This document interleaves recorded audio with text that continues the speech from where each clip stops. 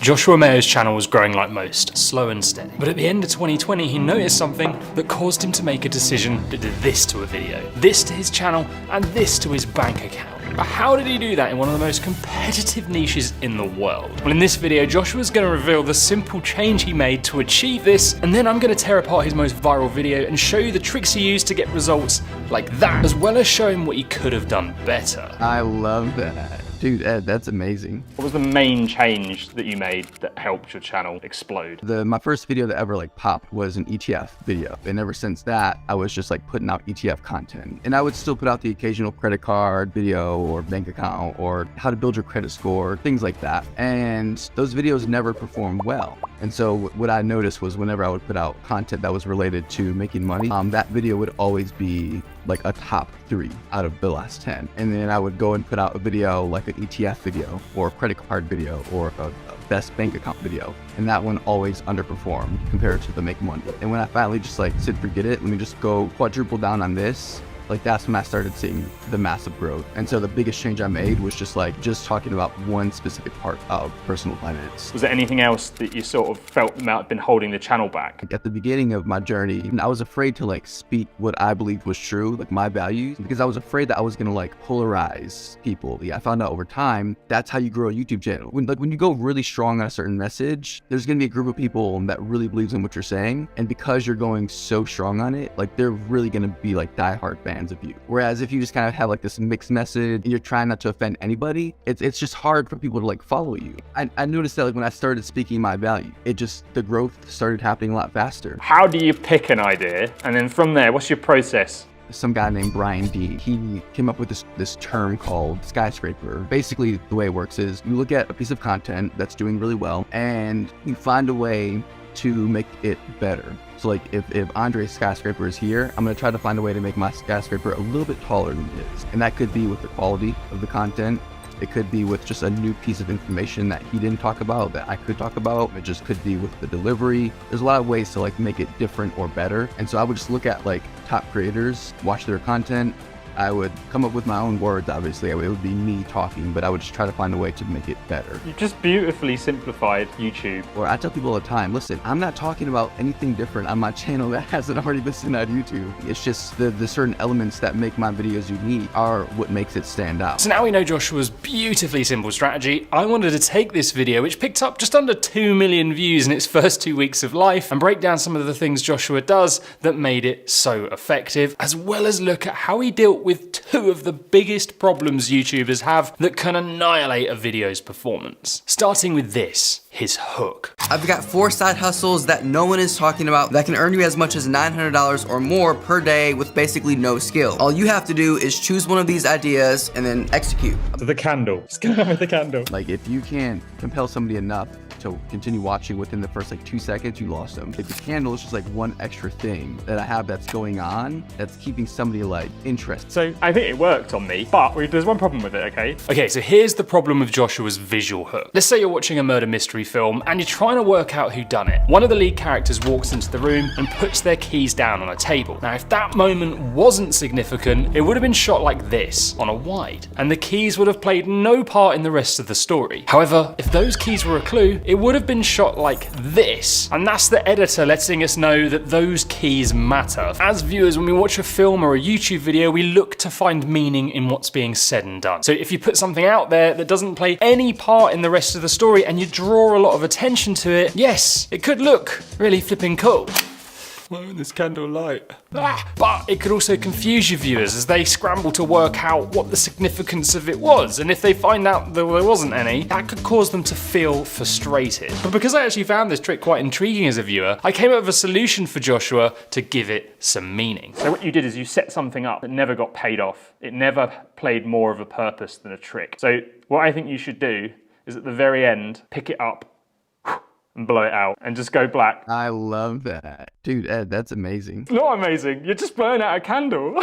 No, that's the thing. It's such a simple thing, but it's like, okay, yeah, I'm gonna start doing that. You've completed the loop. The story is complete. Which brings us on to something Joshua did exceptionally well. To explain, let's just break down the video into the 4 key points he makes using a dummy retention graph. So here at the start, we have his hook with the candle, which then leads into the first point, which was about a side hustle that makes money cleaning bins. And the second point here was about a print-on-demand store. Third, this was about making money reviewing Amazon products. And then the fourth here was about creating an Etsy store. But the sections that are glowing are where I really want you to focus. Because at the start of every point, Joshua tells a story of some kind that unpacks a lot of the information about the side hustle. And remember what I said earlier about viewers wanting to find meaning in stories? When you lead your point with a story, people's brains fire up and they start to try and work out why the things that you were saying matter. So when I sat and watched his first point where he talks about bins, my brain was going, oh, that's interesting, I wasn't expecting this. I wonder where this is going. Oh, it looks like there's demand for bin cleaning. Would I do this? Could I clean bins? Yeah, maybe I could, because there's quite a lot of money to be made and it looks like there's a lot of demand. As where if you lead with the facts and say something like this, the first side hustle is cleaning bins, it makes about $90 an hour and there's a lot of demand for it. It's boring. Watch every TED Talk ever, it's the same. They'll make their point with a story first. Not that I've checked every TED Talk ever. Where did you pick that up from?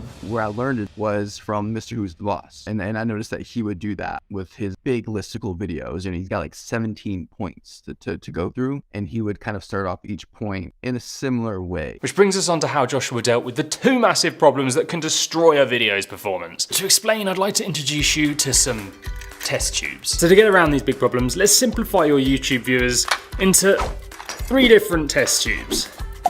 Now this first one here, this represents cold viewers. These are people who have never watched one of your videos before. This second one, we have return viewers. These are people who have watched one of your videos before and they've come back to watch another. And then this third one, these people are your fans. They come back every time. Right now, these tubes are empty. But in order to blow up a video, you have to fill them up with this stuff. Trust, not milk. Because the more trust a viewer has, the more likely they are to continue to watch a video and give it all of the right signals for YouTube to show more people. And to show you just how insane the difference in viewer types is, I'm gonna show you the retention of a video that I made that has no editing, no prep, and it's just me rambling to a camera for 6 minutes. Ta-da! 65% retention, and no, it is not because I'm a video genius, it's because I sent this video to my email list and the people on that list are these guys. But if I'd released that video on this channel, well, the cold viewers would have gone, what the heck is this? And they would have left. And then YouTube wouldn't have promoted it as much. But how do you build trust? Well, let's have a look at how Joshua did it and then what he did that could have maybe ruined that trust. Is you have a very good looking setup. I saw the office, I saw the art on the wall, thought this guy looks like he's successful. And that was the first thing that made me think, okay, there's some credibility here. It's a shame, but first impressions matter so much because these guys don't trust you.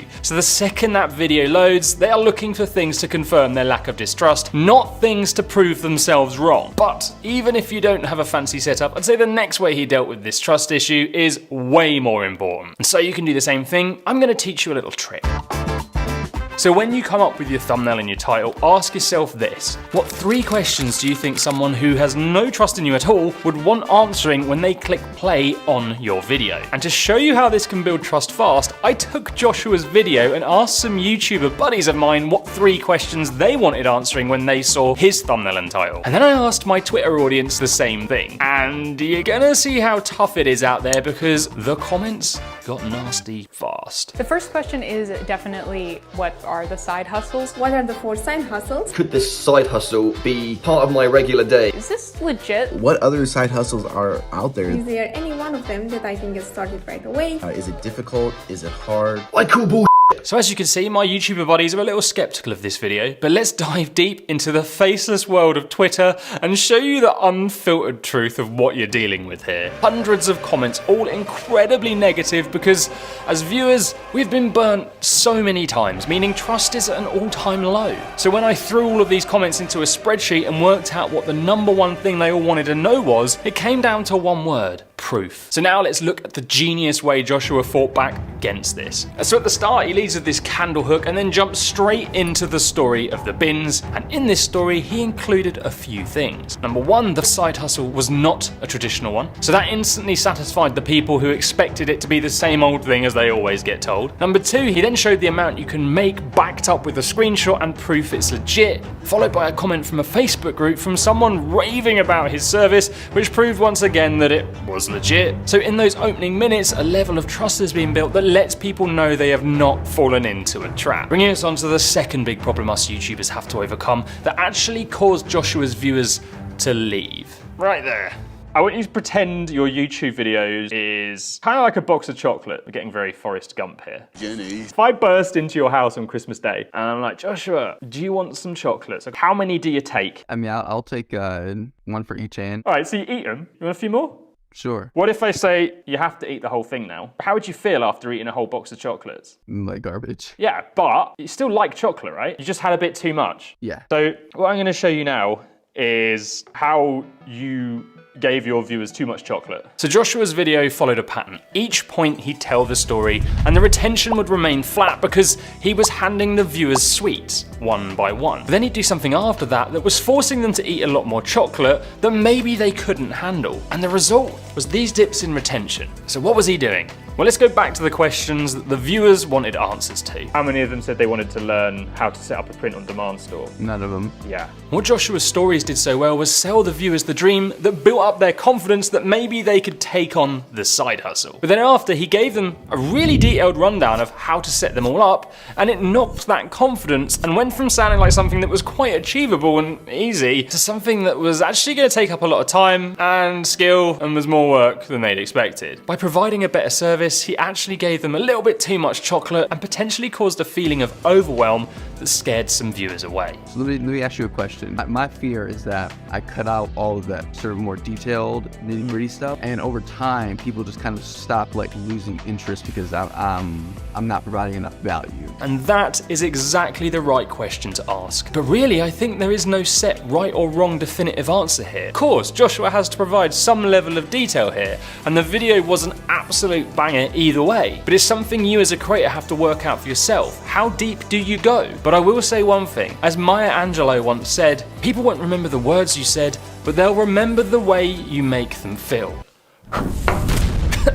But if you want to learn to come up with some strong hooks for your videos, just like Joshua, then watch this video next to learn how the top creators in the world do just that. Right, so I'm currently at my dashboard on smmshiba.com, and do not get confused by the website names. SMM Shiba and SMM Dodge are actually the same website. So all you have to do once you've created yourself an account here is to go on list, click on this category icon, select, and here you want to select something, basically any option that says from with video.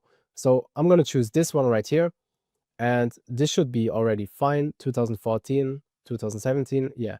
Now I'm going to click on buy, confirm,